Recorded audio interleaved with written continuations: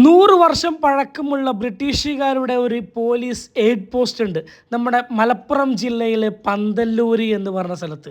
അത് ഇപ്പോൾ സംരക്ഷിക്കപ്പെടാൻ വേണ്ടിയുള്ള തയ്യാറെടുപ്പിലാണ്. ഹായ്, നമസ്കാരം. ആസൂസാണ്. മലപ്പുറം ജില്ലയിലെ മഞ്ചേരിക്കടുത്ത് പന്തല്ലൂര് കഴിഞ്ഞ് മുടിക്കോട് വില്ലേജ് ഓഫീസിൻ്റെ പിറകിൽ 100 വർഷത്തിലധികം പഴക്കമുള്ള ഒരു ജയിലിൻ്റെ അവശിഷ്ടം ഇപ്പോഴും കിടക്കുന്നുണ്ട്. വാര്യംകുന്നത്ത് കുഞ്ഞഹമ്മദ് ഹാജിയെ വരെ തടവിലാക്കിയ ഒരു ജയിലിൻ്റെ അവശിഷ്ടം അത് ജീർണിച്ചുകൊണ്ടേ ഇരിക്കുകയായിരുന്നു. അപ്പോൾ ആരുടെയൊക്കെയോ ശ്രമഫലമായിട്ട് ഇപ്പോൾ അതിൻ്റെ മെയിൻ്റനൻസും കാര്യങ്ങളും നടന്നുകൊണ്ടിരിക്കുന്നുണ്ട്.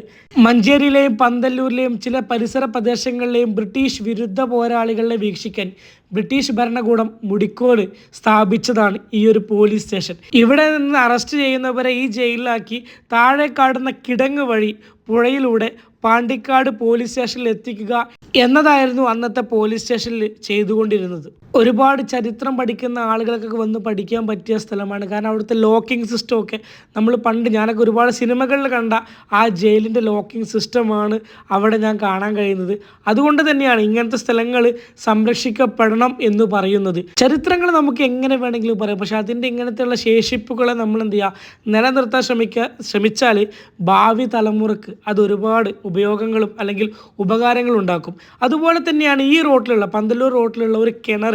ആ കിണറിൽ വളരെ വ്യക്തമായിട്ട് എഴുതി വെച്ചിട്ടുണ്ട്, സ്വന്തം സാമ്രാജ്യത്തിൽ ബ്രിട്ടീഷുകാർക്ക് ഒറ്റ കൊടുക്കുന്ന ഏതു മതസ്ഥനായാലും അവരെ വധിക്കാനായിരുന്നു പന്തല്ലൂരിലെ ലഹളക്കാർ തീരുമാനിച്ചത്. അതിൻ്റെ ഫലമായിട്ടാണ് റിട്ടയർഡ് പോലീസ് ഇൻസ്പെക്ടർ ആയിരുന്ന ചേക്കുട്ടിയുടെ വധം നടക്കുന്നത്. ആ വധത്തിൻ്റെ പിന്നിൽ നയിച്ചവരെയൊക്കെ പിന്നീട് ഹൈക്കോടതി വധശിക്ഷയ്ക്ക് വിധിക്കൊക്കെ ഉണ്ടായി. അതൊക്കെയാണ് ഈ ചരിത്രങ്ങളുള്ളത്. അതുപോലുള്ള ഒരുപാട് ശേഷിപ്പുകൾ നമ്മുടെ നാട്ടിലൊക്കെ ബാക്കിയുണ്ടാവും. അത് കണ്ടെത്തിയാൽ തന്നെ നമുക്ക് ഒരുപാട് ചരിത്രങ്ങൾ കിട്ടും. ചരിത്രമല്ലേ, എന്നും ചരിത്രമായി തന്നെ ഇരിക്കട്ടെ.